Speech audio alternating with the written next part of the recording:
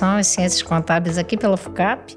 Sou líder do CQC de Economia do IBF e hoje nós vamos estar aqui com duas pessoas muito ilustres para discutir um tema bastante interessante e atual, que é a economia comportamental e os desafios da governança corporativa.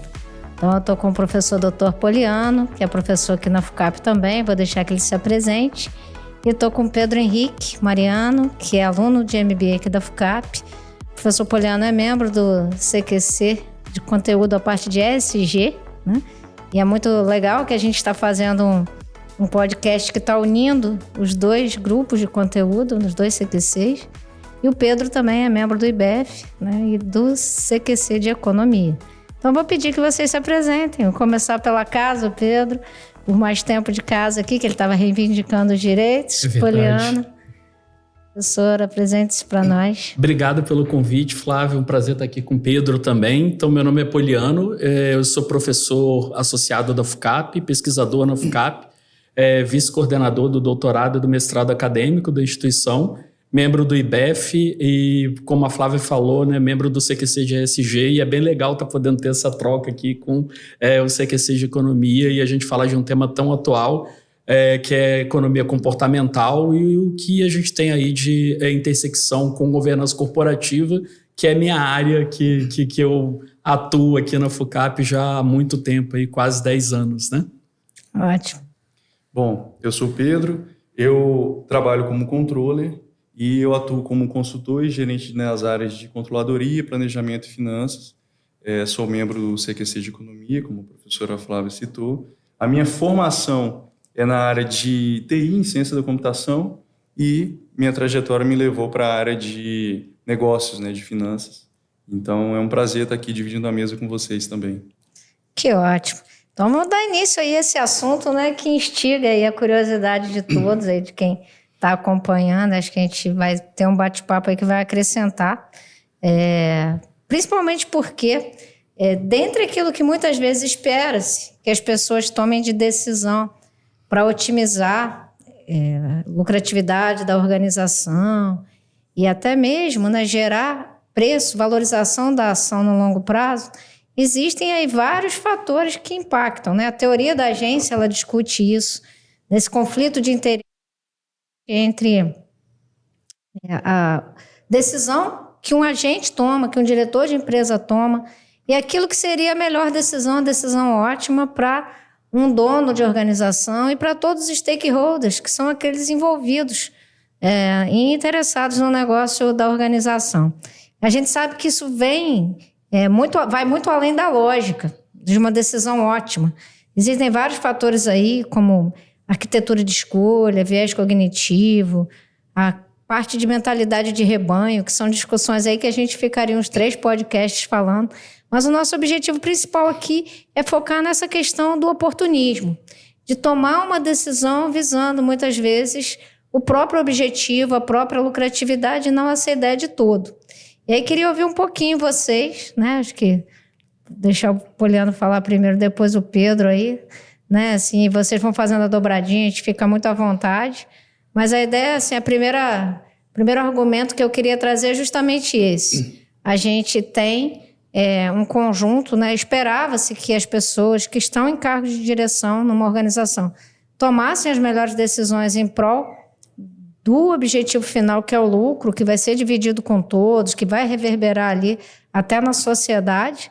No entanto, a gente se depara muitas vezes com ações contrárias. A economia comportamental, que gerou Prêmio Nobel, discute, né, o quanto que o indivíduo e as suas preferências impactam nisso. Aí queria te ouvir um pouquinho, professor, sobre essa questão. Então, Flávia, são 2 pontos, né, muito relevantes e, apesar deles parecerem a priori não estarem conectados, eles estão extremamente conectados, né, que é esse viés comportamental e a parte de governança corporativa. Então, quando a gente fala da teoria da agência, é um negócio antigo para danar, né, mais antigo do que muita gente até pensa e sabe. Então, desde 1740, mais ou menos, o mercado inglês já tinha empresas que eram sociedades anônimas negociadas em bolsa. E Adam Smith já falava lá que quando a gente não tem o dono da empresa gerindo ela, a gente tem uma separação ali da propriedade e da gestão da empresa, a empresa ela vai ter uma queda de desempenho, porque é aquela ideia de que o olho do dono que engorda o gado, né? Então, era de um jeito mais simples, é isso que ele falava. E a governança corporativa ela vem para tentar alinhar esses interesses. Então, uma série de estruturas de gestão adicionais para tentar deixar esses interesses cada vez mais próximos, né? E aí isso passa muito pelo que as pessoas querem, de fato, o conjunto de incentivo que as pessoas têm para que elas alcancem o que elas querem. E o que a gente quer é benefício privado, né? A gente quer estar bem no nosso dia a dia, na nossa vida, e acaba, em alguns momentos, causando esse tipo de desalinhamento. A governança, ela vem, né, ela tem toda uma estrutura para alinhar esses interesses distintos, né? Do dono que não está dentro da empresa e do gestor que está dentro da empresa e não é dono, né? Só que a governança, ela é muito reativa, né? Então, a gente vai ajustando as estruturas de governança à medida que a gente vai tendo algum tipo de problema, à medida que a gente vai tendo algum tipo de inovação tecnológica, uma informação nova, uma legislação nova.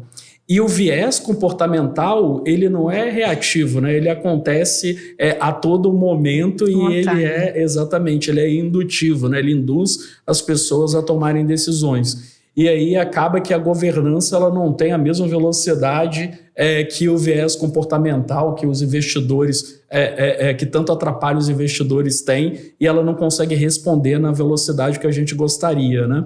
E essa parte comportamental ela é muito relevante porque as pessoas elas não têm, apesar de elas serem racionais, né, a racionalidade delas é limitada à capacidade de processar informação.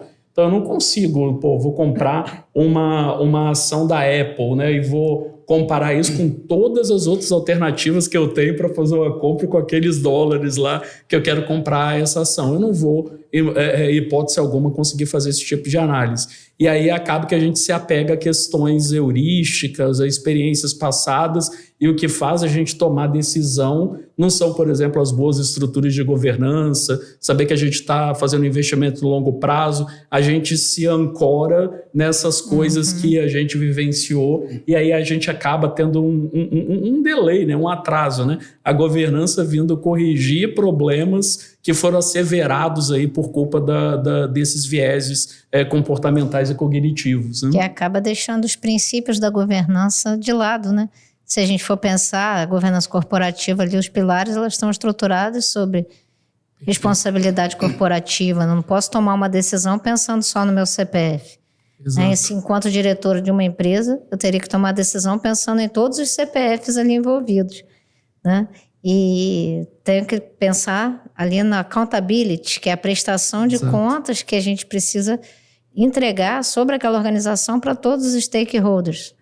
E, além disso, a gente ainda tem que pensar em equidade e transparência. E aí, pegando assim um gancho até nesses pilares, em pensar assim nos CPFs envolvidos, né, Pedro? Sim. Quantas pessoas aí impactadas por problemas corporativos que a gente vivenciou recentemente? E assim, até em complemento ao que foi posto, o estudo da economia comportamental ele não é tão antigo quanto o da própria teoria da agência, mas eu acho interessante assim, a gente, com a economia comportamental, incorporar aspectos da psicologia para entender a tomada de decisão, para entender esses aspectos que vão além da racionalidade, né? Então, é interessante imaginar um estudo que ele vai tentar entender, mapear para entender como e por que as pessoas tomam as decisões que elas tomam, né? Então, eu acho isso bastante interessante. E é interessante pensar também na aplicação que isso pode ter, né? Para a gente aplicar isso à economia, pensando mercado consumidor, mercado financeiro, e que aí eu acho que é a hora que entra a quantidade de pessoas que são impactadas nessa situação, né?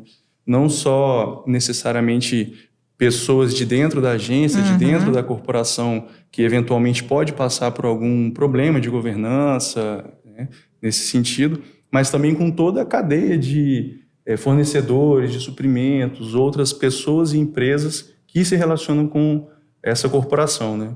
Então, eu acho isso bastante interessante também. Ótimo. E assim, pegando um pouquinho o gancho, né, nessa questão, né, que a gente volta né, a falar. A gente teve um escândalo recente aqui no Brasil, né? Sim. Essas questões, né, eu começo a pensar assim, lá naquele exemplo da Enron, em 2001, né, que startou a queda da Big Five, a chamada Big Five, que então, né, uma das 5 maiores empresas de auditoria do mundo, que era Arthur Andersen, e que, em seguida, culminou na necessidade de um órgão regulador trazer de volta uma confiabilidade para o mercado, que foi a SOX, né, a Lei Sarbanes-Oxley, que, embora fosse uma lei americana, qualquer empresa que negociasse ações na Bolsa de Nova York teriam que submeter a ela, né? E ela trouxe aí, né, uma série de regras que as empresas teriam que cumprir. No entanto, isso não foi suficiente para que a gente tivesse, né, mecanismos que pudessem evitar. Tanto que em 2008 a gente teve o escândalo, né, conhecido como subprime, a bolsa, né, imobiliária lá, que culminou com a queda do Lehman Brothers e outras gigantes só não caíram porque o governo americano colocou recurso. E aí eu queria puxar um gancho nessa linha, né? A gente está acostumado a ver quando ocorre um escândalo dessa magnitude, uma empresa grande, como a Enron foi, uma empresa de auditoria de grande porte, e a gente se pergunta, num caso desses, de quem é a culpa? Isso é uma pergunta de $1 milhão, né? As empresas de auditoria, as empresas no geral, principalmente as listadas em bolsa, elas vivem de reputação, né? Então, como quem está investindo não vai poder entrar dentro da empresa para ver o que está acontecendo, essas empresas elas precisam comunicar que elas têm capacidade de gerar grana no futuro para pagar ali os seus acionistas, e isso demanda reputação. Auditoria, mais do que eu acho que outras atividades dentro da contabilidade e finanças, demanda muita reputação, né? E aí a gente teve uma Big Five que negociou sua reputação em uma operação fraudulenta nos Estados Unidos, e de alguma forma ela acho que teve um ganho em relação a isso. E quando a gente tem crise reputacional, é bem parecido com crise bancária, né? Quando um banco quebra, o Estado ele vai tomar 2 decisões: ou ele aporta dinheiro e salva o banco, ou ele deixa ele quebrar, porque dificilmente o próprio banco consegue reverter isso. Então, o que aconteceu tanto com a crise da Enron e depois com a crise subprime foi o mercado americano asseverando ali o seu sistema regulatório, porque a governança corporativa não está só no conselho de administração, em comitê de ética, comitê de compliance, coisas do gênero, né? A gente tem macroestrutura de governança corporativa, que é a legislação do país, o órgão regulador. No nosso caso aqui é a CVM, nos Estados Unidos a SEC, e aí toda a estrutura, o aparelho americano, contábil americano, emitiu 2 normas, né? A SOX e a Dodd-Frank, em 2009 para os bancos, que tem até uma expressão interessante, né? Que é a too big to fail, né? Empresas que são grandes demais para quebrar. E aí o mercado americano, né, o governo americano, ele escolheu alguma delas para recuperar, porque se elas quebrassem, o dano social seria maior do que tentar recuperá-las ali com dinheiro público, por culpa da proteção dos empregos, dos CPFs que a gente estava falando, dos investidores. Na sociedade. Exatamente. E é uma coisa que eu estava conversando hoje mais cedo com o Pedro, exatamente sobre isso, né? Então, aqui no Brasil, a gente teve o caso recente da Americanas, né? Que é um caso que assustou aí muita gente, assustou o mercado, talvez um dos maiores grupos de investidores no mercado brasileiro, né? Atuando diretamente no controle dessa empresa. E a gente está vivendo esse dilema, né? Precisaremos de mais regulação? A nossa estrutura de governança não conseguiu antecipar isso, né? Será que tem alguma coisa nos nossos CPCs que poderiam antever o que aconteceu? A empresa de auditoria falhou. E agora o que a gente faz com essa empresa, né? Deixa ela quebrar ou vai para um processo de recuperação judicial, que é o que está acontecendo no momento, para preservar a quantidade de empregos, a quantidade de investidores e, de repente, possíveis danos que são maiores do que deixar a empresa ir à falência. Então, o Estado ele tem que ter essa visão mais macro da governança, né? Ajustar todo o sistema regulatório, mas também identificar qual é o mal menor para a sociedade, né?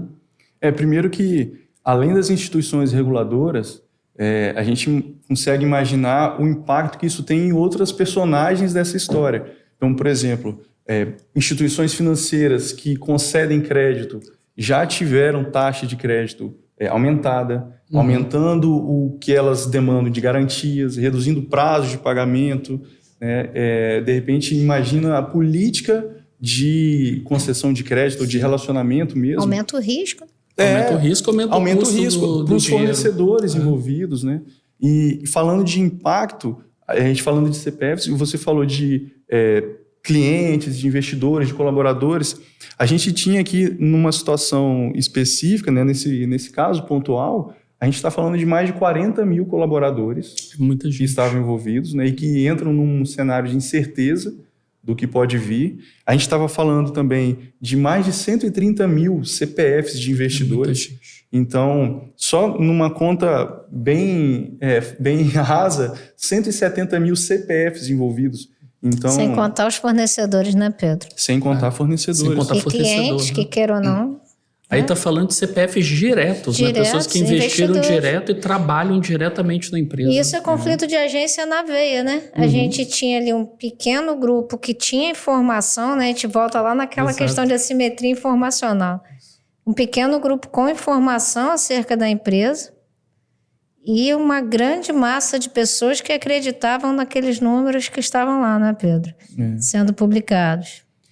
Assim, eu enxergo que, por exemplo, a gente sabe que tem muita investigação ainda para acontecer. Bastante. Né? Mas documentos publicados, por exemplo, pela CVM, mostram uma situação onde membros da diretoria teriam vendido ações, né, período anterior à divulgação, à publicação desse caso, dessa suposta fraude. Então, casa com a questão da assimetria informacional. Até onde, né, essa assimetria informacional está de fato acontecendo ali? Isso é obra de quê? O que motivou a decisão? Né? A gente até volta lá a entender no comportamento o como e o porquê, né? De que forma? Acessando informação assimétrica. Eu acho que tudo isso está envolvido, né? Sem sombra de dúvida, né? E a CVM abriu 20 processos, né? Para investigar o que aconteceu nesse caso pontual, né? Eu vi muita gente... Aí entra a parte da economia comportamental, né? Teve gente que chegou a questionar se a IFRS e as normas contábeis eram eficientes o suficiente para conseguir regular o mercado brasileiro, né? E aí, obviamente, elas são, né? Quando a gente tem algum tipo de discrepância imensa que parece ter havido uma possibilidade de fraude, e são informações falsas que estão sendo imputadas nesse sistema de controle contábil, né? E isso assusta muita gente, como você falou, né? Reação imediata dos bancos, né? A gente tem que elevar a taxa de juro porque agora vai ficar tudo arriscado, né? O setor de varejo brasileiro, que é um setor... Sofreu junto, né? Imediatamente abala, todo mundo já pensa, não vamos investir no varejo brasileiro, porque uma das maiores, ela está contaminada, de repente o setor todo está contaminado. E se isso for prática do setor, aí entra a questão da especulação, né? Exato. Que pelos melhores esforços que as outras empresas façam no seu dia a dia para implementar controles, para trabalhar corretamente, elas acabam entrando ali, né? Exatamente. No mesmo pacote, né? Quando acontece um escândalo desse. Outras varejistas também listadas na B3 tiveram uma resposta até mais positiva. O mercado consumidor, ele mostrou indícios de recuperação. Sim. Ou seja, as pessoas redirecionaram as compras que elas faziam e a gente teve também situação de ações de outras empresas que subiram nesse período de queda ali, né? Que chegou a cair num período subsequente de 70% a 85%. Então, a gente também está, até volta no link dos 130 mil investidores, dos CPFs, né? Tendo os seus recursos reduzindo o valor em 80%. Bastante coisa, que acompanha até o movimento da queda do valuation mesmo da própria companhia. E até mesmo, né, assim, quando a gente se pergunta de quem que é a culpa, né, a auditoria teria visto? Quando a gente pergunta isso, né, a gente não está colocando aqui, né, se colocando no papel de de quem está julgando o caso, pelo contrário, né? Até porque já foi configurada a fraude, né? Já foi noticiado a questão da fraude. O CEO atual, ele declarou na CPI, né, que eles internamente estão tratando já declaradamente como fraude. Mesmo. Isso. Então, eu me pergunto aqui, né? Primeiro, queria ouvir de você um pouquinho, olhando assim, para muita gente ainda paira uma dúvida. O que de fato aconteceu? Porque os números assustam, né? Começou com 20 bilhões e quando a gente falava, brincando com isso, né? Quando a gente tem uma diferença lá de centavos na contabilidade, eu que sou contadora raiz aí, desde o técnico em contabilidade, a gente sabe que ativo tem que bater com passivo, que a gente não pode ter diferença na contabilidade. E aí, quando a gente pensa no Cisco, né? Que às vezes é reais e centavos numa diferença de balanço, e a gente fala 20 bilhões, esse número assusta para a gente que está na área, né, para o profissional que atua, quem dirá para uma pessoa que vê uma notícia dessa, que se pergunta como pode um número de tamanha magnitude, né, não ter sido visto por ninguém. Aí conta para a gente um pouquinho, Poliana, como é que era essa operação, como é que você consegue esconder 20 bi, né, debaixo do tapete. Que tapete é esse, né?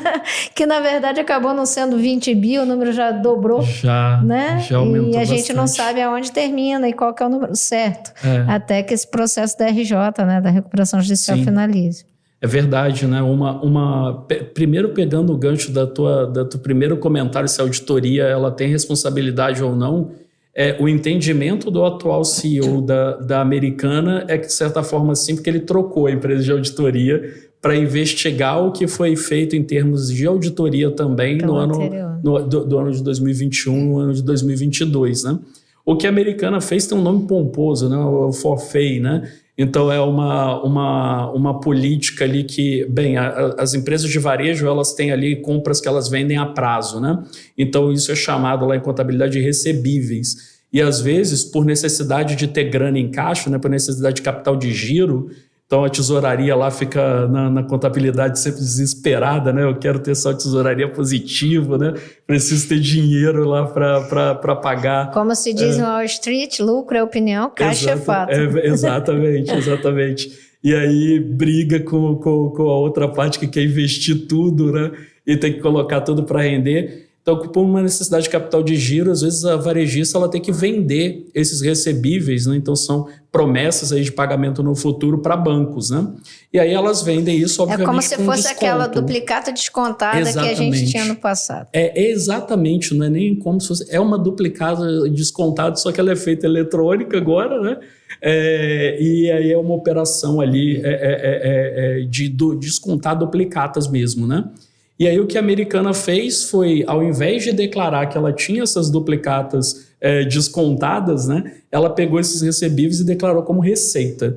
E aí, ao declarar como receita, ela inflou os lucros, né, e ela comunicou aos investidores que ela estava indo muito melhor em pelo menos aí 5, 6 anos, né, de operação fazendo isso, né, praticando forfait, ela estava indo muito melhor do que ela de fato estava, né? Então esse é o tapete que ela colocou essas duplicatas embaixo. Não reduzir a conta dos recebíveis com o montante das duplicatas descontadas. Exatamente. Teoricamente. Né? É isso que... eu sou do tempo da duplicata. Da duplicata, mas é isso que aconteceu, era um monte de duplicata mesmo, que eles estavam negociando com os bancos. Voando. E não comunicaram da forma correta. E aí a auditoria responsável, né? Hoje em dia, o trabalho do auditor depende das informações que são prestadas pela empresa, a gente sabe disso. Quando a gente vai bem na essência da auditoria, a auditoria ela tem que fazer algumas ações em loco. E eu acho que isso é uma coisa que serve de bastante reflexão para o papel da contabilidade e o papel da auditoria, dando uma contribuição maior à estrutura de governança.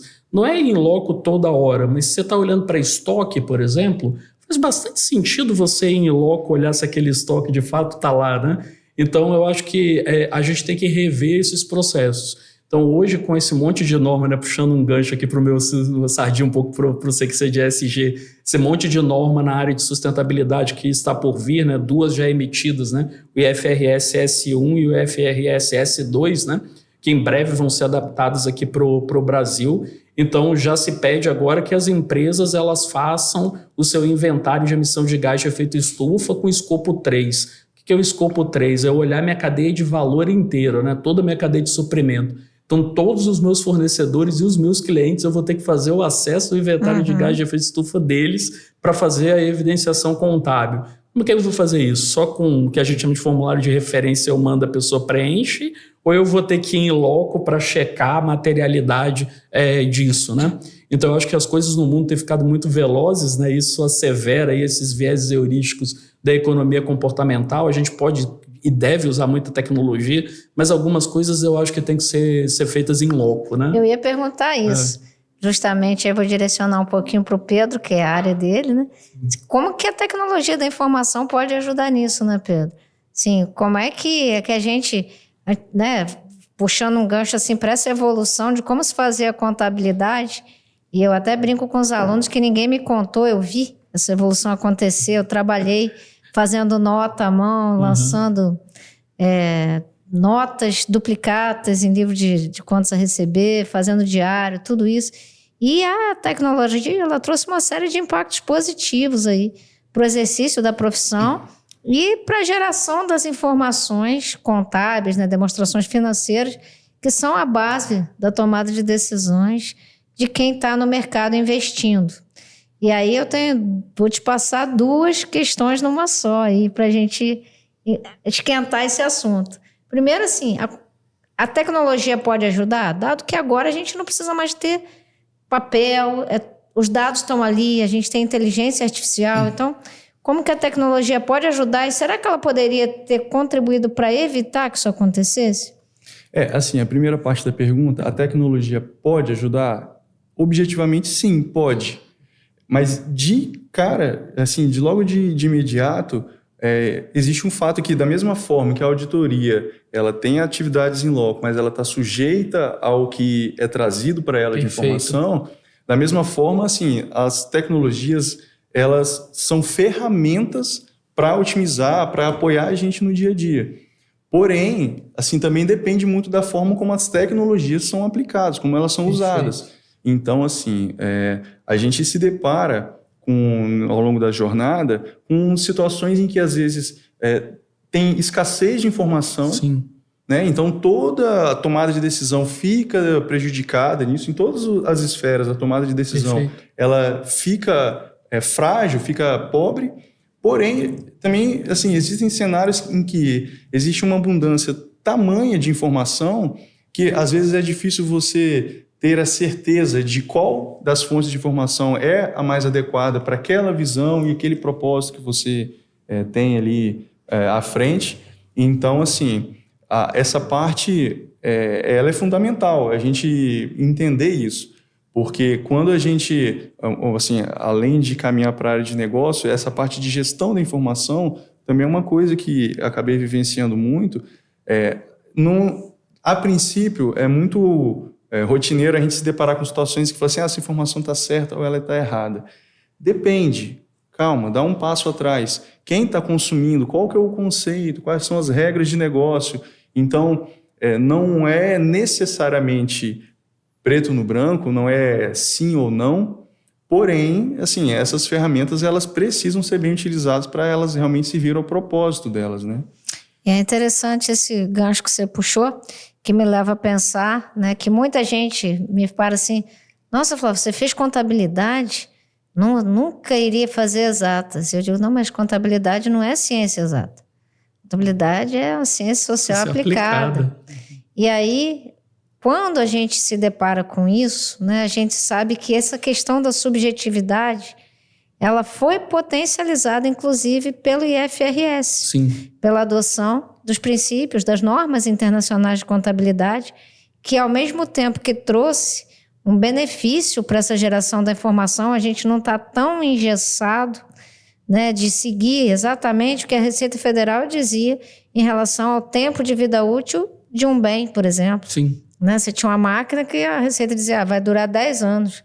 Mas vai durar 10 anos em qualquer organização? Não, depende do uso, né? Do uso que eu vou dar para aquela máquina. Então, aquilo trazia, né, esse engessamento, mas, ao mesmo tempo, era uma coisa que equalizava a informação. Hoje está na mão dos contadores e os CPCs, né, professor, trazem regramentos sobre como fazer isso, mas eu queria puxar esse gancho. Ao passo que você disse assim, olha, a governança ela é reativa, né? O comportamento oportunista do gestor ele vai acontecendo e a governança é meio que uma brincadeira de correr atrás ali, isso, né? Exatamente. Um correndo atrás do outro.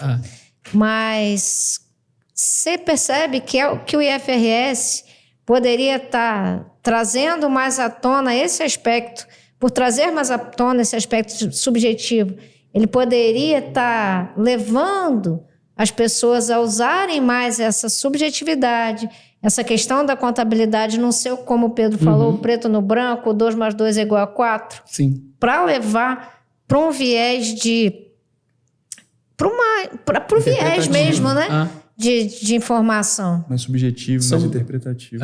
Exatamente. Isso é uma ótima pergunta. Só queria, antes de respondê-la, fazer 2 comentários aqui que o Pedro falou, que eu acho que foram 2 pontos muito relevantes, né? Tem uma máxima dentro da área de tecnologia da informação, que é o garbage in, garbage out, né? Então, se o dado que entra é imputado no sistema é um lixo, trash, que vai ter de output, vai ser lixo que sai. Isso é muito importante. Tem uma técnica que explora muito, uma técnica fraudulenta, né? Que explora muito esse viés comportamental. Então, algumas empresas fazem isso, foi uma coisa que o Pedro lhe mencionou. Quando eu tenho uma notícia ruim, um fato ruim, eu começo a dar muita informação para o mercado, mas num volume tamanho que eu vou bombardear o mercado de informação e ele não vai conseguir assimilar isso tudo e entender com clareza o que está acontecendo. E aí, nesse ponto, o Pedro falou algo muito relevante em relação à tecnologia. Para processar esse volume de dados muito grande, ela pode mitigar esse efeito do viés heurístico.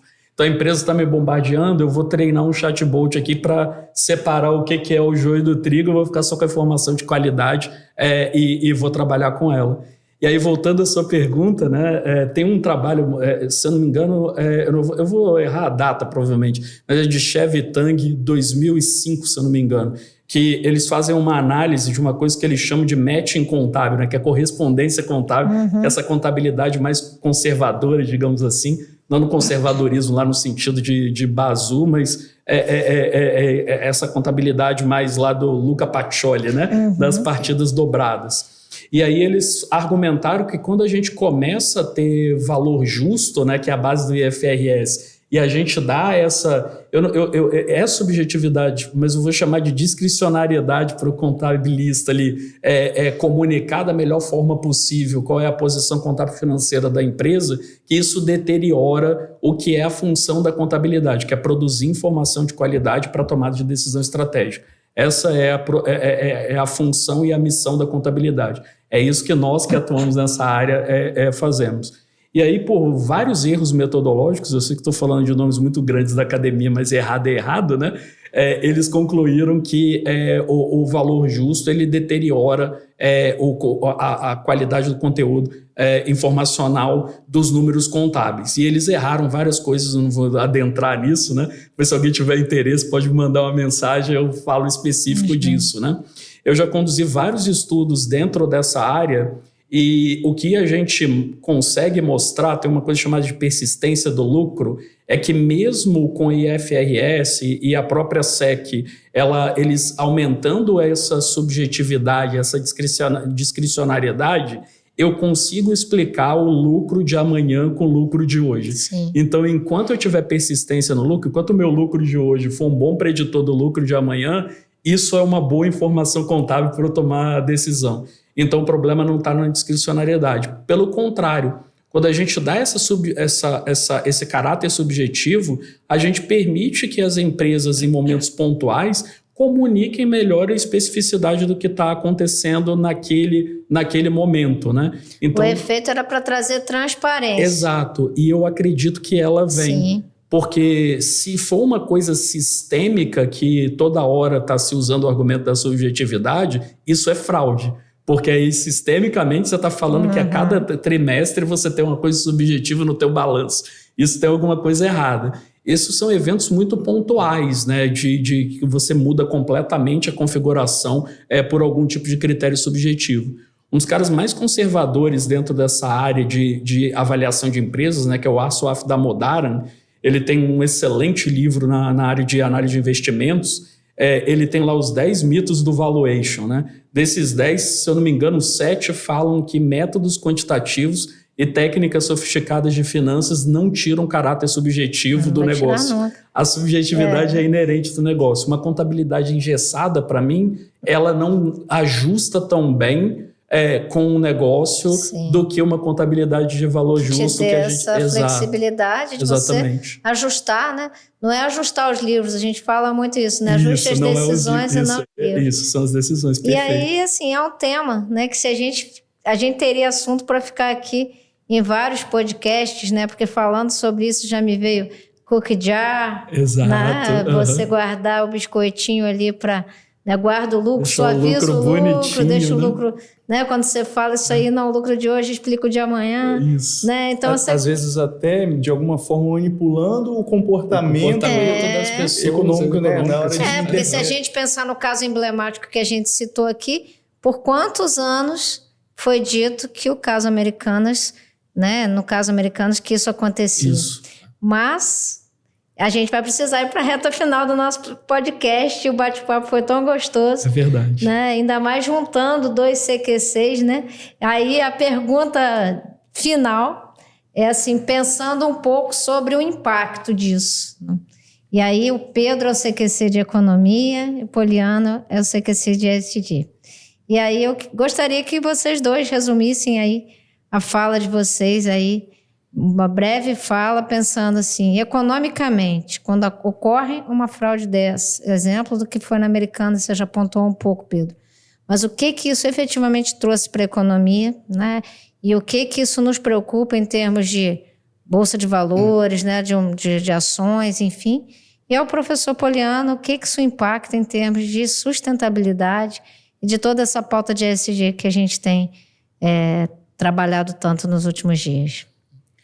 Assim, pensando no aspecto da economia, na Bolsa de Valores, a gente estava até conversando em uma outra oportunidade que a gente, no Brasil, não existe amplamente difundida, uma educação financeira, uma educação sobre economia, né? E a gente pôde observar nos últimos anos o aumento do volume de pessoas, né, se aventurando, conhecendo, por exemplo, o mundo da Bolsa de Valores. Uhum. E eventos como esse, às vezes fazem, e até podem ser aspectos que são difíceis de mensurar, mas às vezes podem fazer a gente dar passos culturais, né, retroceder em passos culturais. Traz desconfiança. Desconfiança, e às vezes uma desconfiança que pode ter um fundamento, até com base no excesso de informação que é veiculado nessas ocasiões, mas como às vezes o conhecimento técnico ou até geral mesmo sobre o assunto, ele às vezes não existe de forma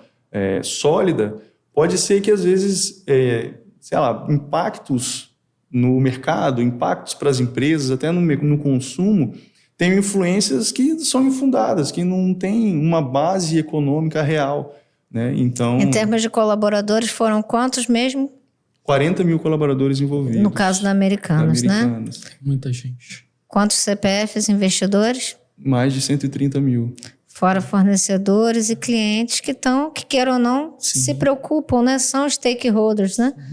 Nesse assunto, nesse caso. Então, além disso, também tem a questão, acho que 2 pontos que para mim são centrais, a questão da governança, né, que a gente está se referindo a uma empresa grande, submetida a várias camadas de governança, internas e externas, né, de contabilidade, empresas de auditoria, profissionais envolvidos, e a gente ainda assim tem esse tipo de ocasião. Então eu acho que isso aumenta ainda mais a importância desse tema, e também a parte de gestão de pessoas, porque no final das contas, quando a gente fala de economia comportamental, a gente está falando de pessoas. Sim. E então, esse aprofundamento no estudo da economia comportamental, ele pode ajudar a entender e absorver as motivações das pessoas, de forma que a economia tradicional, às vezes, não tem capacidade de olhar para esses aspectos mais subjetivos, heurísticos, como foi citado. Perfeito. Para ESG? Para ESG, a gente tem uma mudança, né? Vou resumir aqui, mas uma mudança muito grande de como essas coisas estão sendo tratadas, né? Eu acho que tudo começa com o que o Pedro falou em relação à educação. A melhor forma da gente proteger as pessoas é dar melhor acesso à educação para que elas estejam melhor preparadas para avaliar as informações que estão disponíveis. Então, a gente tem que evoluir muito ainda no Brasil em termos de educação geral e principalmente educação e alfabetização financeira, né? Então, antes, quando a gente pensava lá a parte ambiental, né? A parte ambiental antes era plantar árvore, abraçar árvore, doar dinheiro para o Greenpeace, né? Plantar uma árvore uma vez na vida e tal. Hoje não é mais isso, né? A empresa ela não pode ter nenhuma atividade que degrade o meio ambiente e ela tem que tentar zerar a emissão de gases de efeito estufa e de qualquer coisa que possa atrapalhar o clima, né? Então teve uma mudança muito grande que aí não trata diretamente o que está acontecendo nesse caso que a gente falou da Americanas. Quando a gente vai para a parte social antes era dar dinheiro. Doar dinheiro é muito fácil. Sabe por que doar dinheiro é fácil, Pedro? Porque só doa dinheiro quem tem muito. E aí é muito fácil mesmo. Quem não tem, não doa. Então, filantropia não é a parte social. A parte social é transferência de capital humano. E é exatamente o que o Pedro falou. A gente está fazendo o que a gente está fazendo no IBEF, o conteúdo que a gente está produzindo no CQCs, o que a gente faz dentro da FUCAP, de tentar transferir capital humano para dar um melhor treinamento para as pessoas. Que isso é sustentável. Exatamente, que seja sustentável, né? E o G da governança, antes a gente só tentava monitorar se o presidente ou a presidente da empresa tinha comprado um jatinho novo ou não, né? Era só aquele alinhamento ali de teoria da agência. Só que hoje ele ampliou. A gente tem a parte de diversidade e inclusão, que também não toca diretamente ao caso da Americana. E a outra parte que está todo mundo muito preocupado no G é a proteção do acionista minoritário, do direito do acionista minoritário, que é novamente aí os 130 mil CPFs que o Pedro falou. Então, se a gente fizer uma estrutura de governança, e é o que a IFRS Foundation está fazendo lá no ISSB, e o Brasil com o CBPS, né, que é o Comitê Brasileiro de Pronunciamento de Sustentabilidade, nesses 3 eixos, a gente vai colocar as pessoas, os stakeholders, a sociedade como central para o negócio. E isso é central para o negócio, porque se eu não tenho pessoas com boa formação, com recurso, com dinheiro, eu não tenho cliente. E quebrando a simetria informacional, né? Exato. Cada vez mais usando a tecnologia que está à nossa disposição para que mais pessoas saibam o que está acontecendo ali, né? Naquela caixinha chamada organização, que é um sistema complexo, né? Que a gente sabe, bastante complexo, e é um sistema aberto. Tanto interfere no meio que está inserido, quanto também recebe as suas influências. Então, eu gostaria de agradecer esse momento que a gente passou aqui. Gostaria de agradecer a sua audiência, né, para quem nos acompanhou até agora, em nome do IBEF, do CQC de Economia, do CQC de ESG. Nós agradecemos a você. Deixe seu like, curta e compartilhe o nosso conteúdo. O IBEF agradece. Esse podcast tem o apoio dos mantenedores do IBEF, sendo ele categoria Diamante, ArcelorMittal, Vale e Cezan. Categoria Master, Apex, Banestes, MedSenior e Cicobi. Categoria Pleno, Baker Tilly, ISH, Machado, Mazei e Pinho Advogados. Time Now e FUCAP Business School. Apoiadores: Accounting, Contabilidade e Consultoria, Ótima, Rede Vitória, TES Contabilidade e TV Capixaba. E apoio institucional da FUCAP Business School.